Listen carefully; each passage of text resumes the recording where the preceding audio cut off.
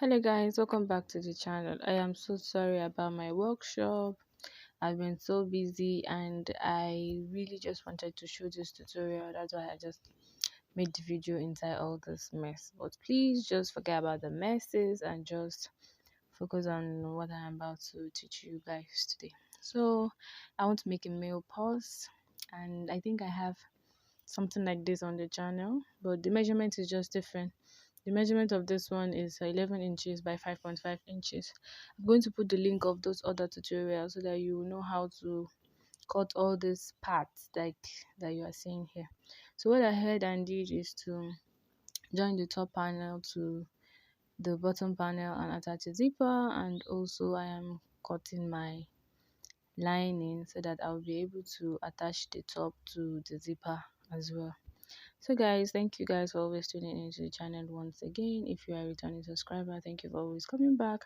And if this is the first time of you viewing this channel, you're highly welcome. On this channel we have many more amazing tutorials to show you guys, so please click on the subscribe button and also the notification bell so that you get notified whenever I post a new tutorials. So if you notice I am doing something different here, I put the 2 inches panel on the zipper before I put the lining. This is because I want to get I don't want any rough edges. So you see, after I stitch it, this is how it's going to look like. So when I top stitch, this is how you see there's no any sign of stitches. So if you want to have a stitchless seam, you could do your purse like that in the future.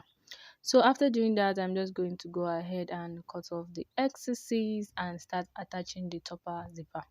Now please notice something here. For the top zipper, on one side I'm going to go in by half inches, and on the other side I'm going to go in by 1 inches. So this is because I don't want the zipper to be inside. So this zip that I'm using is a zip that is 2 inches longer than the actual actual measurement of the purse. So what I'm going to go ahead and do now is to fold in. I'm putting the zip right side facing each other from the half inches side, please. I'm going to fold in. So I decided to measure it on the front so that I will not make a mistake. I know I measured it on the back, so you could measure it on the front and on the back as well for the two panel so that you will not make a mistake. So I'm going to go ahead and start stitching, but I'm going to sew the zip first. Please just be looking and see how I'm going to go and sew the zip, because I there's this effect I want it to have at the end of the day. So I'm going to stitch it before I continue stitching it all straight. Then when I get to the 1 inches, I am now going to stop. So this is what I did first. I stitch it down like this first before I now turn it. Then I'll just go ahead and make a straight stitch. So that's how you are going to do it on the two panels. Now when you're done with the first panel, in case you are wondering how you are going to get the measurement, now put this stuff the way it's supposed to be, that's wrong side facing each other, and start making your markings. In this way you will not make any mistakes. So this is like a beginner friendly mail purse. So you just do it like that. This way you will not make any mistake. Then you go ahead and sew the zip the same way we sewed it first. Then that is all about that. So when you're done, this is what it looks like. You see, it's not poking out. So this is the effect that we need. You see, the zip is not poking out.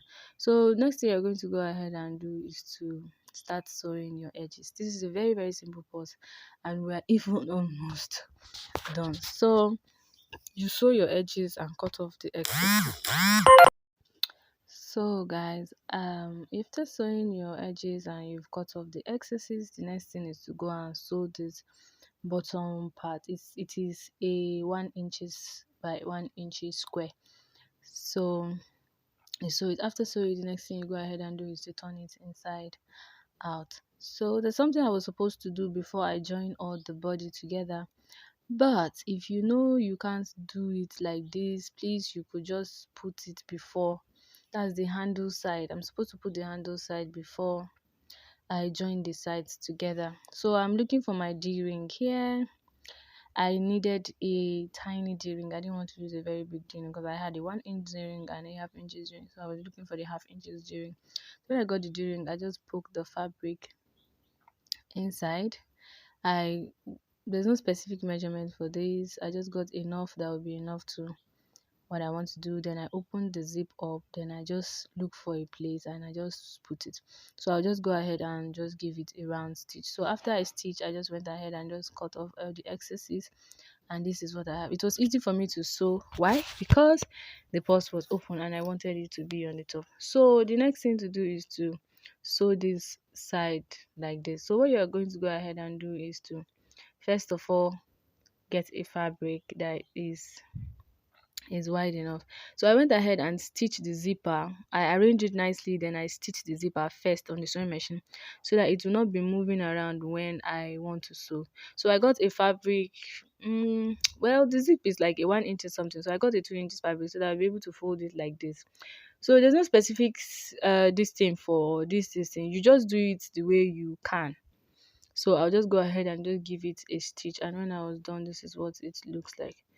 So after that, this small handle that you're seeing is just is a 1 inches thing, and I just joined it and I made two. Thank you guys for tuning in once again. See you guys in my next tutorial.